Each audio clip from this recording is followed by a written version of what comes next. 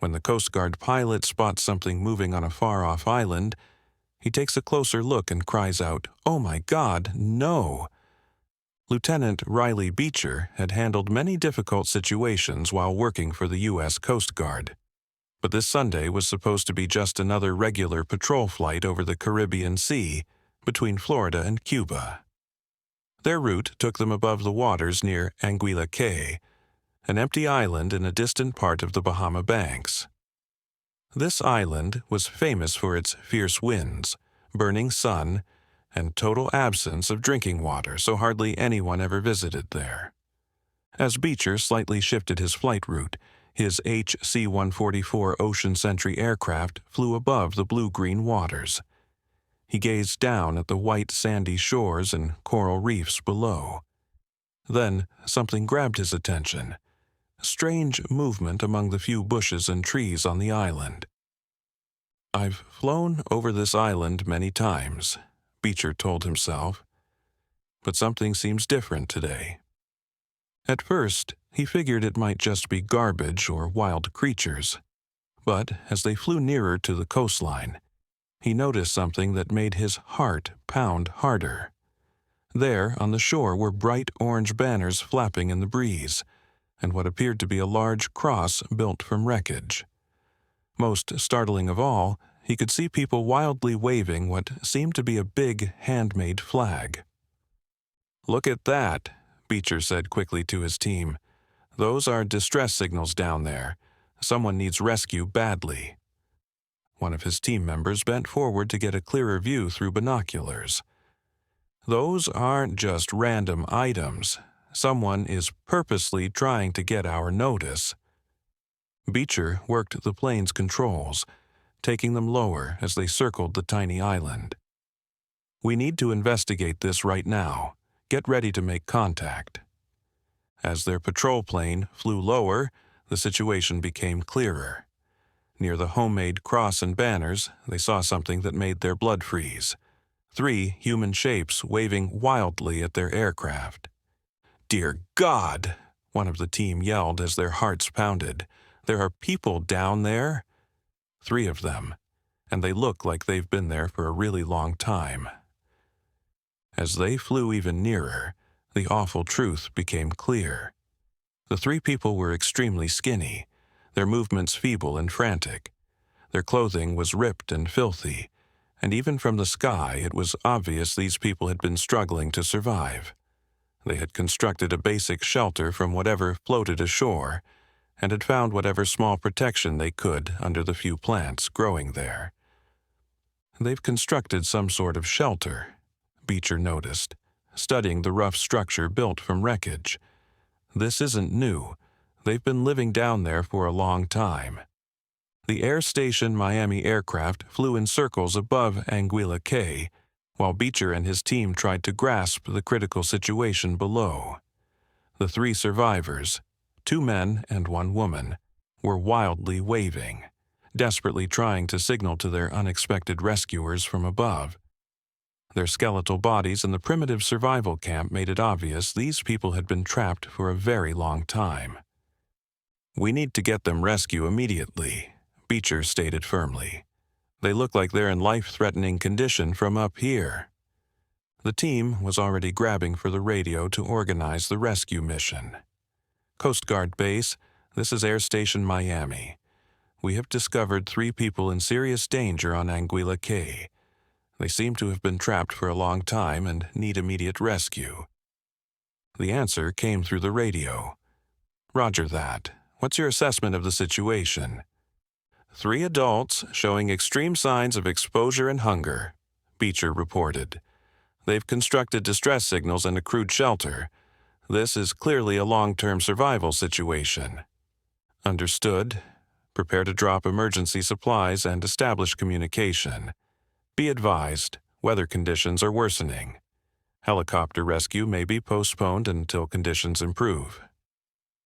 Beecher felt his heart drop. These people had already survived longer than seemed humanly possible, and now they would have to last at least 1 more night. The team quickly assembled a package with food, water, medical supplies, and a two-way radio, wrapping it safely for the drop. Beecher flew the aircraft low over a flat section of the beach, and the team released the bundle. It landed near the three survivors, who instantly rushed toward it with what little strength they had remaining. Lieutenant Ricardo Rodriguez watched through binoculars as the people ripped open the package. "When we dropped the first radio container," Rodriguez would later recall, his voice thick with emotion, "you could see the relief on the woman's face as she covered her face with her hands, realizing that they had been discovered and help was coming." The sight of that moment of pure, overwhelming relief after 33 days of desperation would remain with the team forever. As the woman held the radio with trembling hands, Beecher spoke into his microphone. "Can you hear us down there? This is the U.S. Coast Guard." A faint, shaking voice came through the static. Yes, we can hear you. Please rescue us." "We're here to rescue you," Beecher replied, keeping his voice calm despite the urgency he felt. "How long have you been on the island?" The answer came back, filled with desperation. 33 days. Our boat capsized in stormy waters, and we swam here. We've been surviving on whatever we could discover. 33 days. The team looked at each other in shock.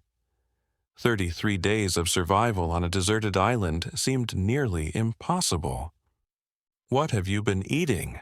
Beecher asked, though he wasn't sure he wanted to hear the answer. "Conch shells when we can discover them, and rats," came the heartbreaking answer. "We built the cross and flags hoping someone would spot us. We thought we were going to die here. There's no drinking water on this island. We've been surviving only on water from coconuts." The truth about the water hit the team hard. Without access to drinking water, these people were truly living on the brink of death. "You're not going to die," Beecher said firmly. "Weather conditions are preventing immediate rescue, but we'll be back first thing tomorrow morning. We've dropped food, water, and medical supplies. Hold on just a little longer." "Thank you," the voice whispered through the radio, breaking with emotion. "Thank you so much. We can survive one more night." As they remained positioned above the island, Beecher watched the three survivors carefully share the food and water they'd dropped. Even in their desperate condition, they were still thinking about survival and making things last. "Weather's getting worse," his team member announced, checking the instruments. "We need to return to base. The rescue helicopter won't be able to operate in these conditions." Beecher felt the burden of leaving them behind, but there was no choice. "We'll be back at first light tomorrow," he radioed down to the survivors. "The weather should clear by then. Hold tight. Sorry for the interruption." Before we continue with the story, I kindly ask you to like the video and subscribe to this channel. It is very important for us. Thank you very much. The next day was clear with calmer water. Lieutenant Justin Dougherty flew another plane to the island, while a helicopter from Air Station Clearwater got ready for the real rescue. When the rescue helicopter got there, Aircraft Commander Mike Ehlert led the careful mission. The MH-60 Seahawk from Air Station Clearwater flew above the island as rescue swimmers went down to check how the survivors were doing. "We saw them because of the flags they had made, plus a big cross they put out," Ehlert would say later, his voice full of respect for how smart they were.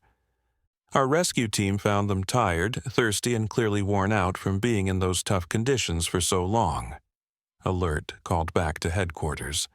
"But I was surprised how well they seemed, how clearly they talked to us. They definitely sounded really happy to see us." The rescue took 30 minutes of exact, careful work. One at a time, the three survivors were pulled up into the Seahawk helicopter. The woman looked to be in the worst shape, barely awake as she was put in the rescue gear. The two men, though very weak, were able to help with getting rescued. As the helicopter took off with the people inside, Beecher felt deeply relieved. Against impossible chances, these 3 people had lived through more than a month on an empty island by being determined and smart. The helicopter flew fast toward shore, taking the survivors to Lower Keys Medical Center in Key West, Florida. During the flight, medics worked to help them, giving them water and checking how they were doing. "It's truly amazing that they lived," one of the medical team said. 33 days in those conditions with no clean water except coconut water. Their desire to live is incredible. When they got to the Lower Keys Medical Center in Key West, the 3 Cuban people got medical care right away. Despite their awful experience, they had no serious injuries, though they showed bad signs of being thirsty, hungry, and hurt by the harsh weather for so long. Most importantly, they had lived without any clean drinking water except the liquid from coconuts they found. The Wednesday morning after brought a hard truth to their rescue. U.S. Border Patrol took the 3 Cubans from the hospital, and they were moved to a U.S. Immigration and Customs Enforcement place in Pompano Beach, Florida. Their dream of getting to American land had ended not in freedom, but in being held. In the days after, the details of their amazing survival story came out. They had been trying to get to the United States in a broken-down boat when trouble hit during what should have been a trip of hope. A machine problem had broken their boat somewhere in the dangerous waters between Cuba and Florida, leaving their failing boat able to take them only about halfway to where they wanted to go. It wasn't clear exactly where their boat had broken down, or how they had gotten to Anguilla Cay from there, whether they had floated with the failing boat or been forced to swim when it finally stopped working completely. Among the 3 Cuban people, 2 were married, their connection likely helping them get through the unthinkable hardships they faced together. After somehow getting to Anguilla Cay, they had made shelter from trash and lived by catching whatever food they could find. The orange flags and big cross they'd made had finally saved their lives, getting the attention of Beecher's regular patrol. Their survival happened at a time when such dangerous trips had become more dangerous. Since the end of the wet foot, dry foot policy, Cuban migrants no longer got automatic safety upon reaching U.S. land, yet hundreds still tried the dangerous crossing each year.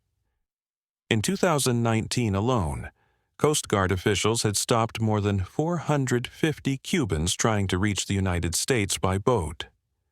Their story became proof of human strength and the life-saving importance of the Coast Guard's regular watching missions.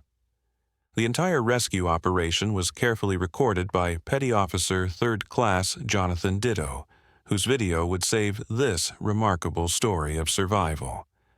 Pictures taken from the air by Petty Officer 1st Class Nicole Santoretti showed the harsh reality of their makeshift life on the 1.7 square kilometer island.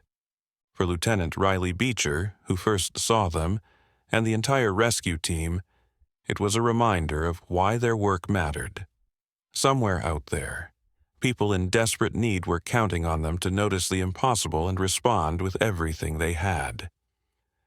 Thanks to our flight crews carefully doing routine patrols, we were able to spot people in trouble and help, Coast Guard Command Duty Officer Sean Connett would later say. "I've seen this island many times, but it kind of stood out that day," Beecher thought back. "I don't know how they did it. I am amazed that they were in such good shape when we saw them." Petty Officer 2nd Class Brandon Murray said what everyone was thinking. "I cannot remember a time that we saved people who were stuck for over a month on an island. That is a new one for me." The rescue operation had taken 3 days from first finding them on Sunday to hospital care on Tuesday because of weather delays. But for 3 people who had spent 33 days thinking they might never be found, it meant the difference between living and dying. Their survival was proof of human toughness, smartness, and the power of hope that rescue would finally come. Yet their story also showed a bigger tragedy, the dangerous trip taken by tens of thousands of Cubans since the 1980s, trying the dangerous 100-mile trip from their homeland to Florida. These three had joined that desperate escape, only to find themselves fighting for survival on one of the most harsh islands in the Caribbean, where brutal winds, punishing sun, and the complete lack of fresh water had nearly killed them. Sadly, Anguilla Cay would see similar desperation again. Just 3 years later, in June 2024, another group of 20 Cuban migrants, including women and children, would find themselves stuck on the same unforgiving island, needing yet another Coast Guard rescue operation. The island had become an unwitting symbol of the ongoing human cost of these dangerous journeys across the Florida Straits. Did you like this story? If you were stuck alone on an island for a month, would you still believe someone would save you? Tell us what you think in the comments. If you liked this story, subscribe and hit like. Don't give up. Help might come when you don't expect it. Thanks for watching. See you next time. Have a good day.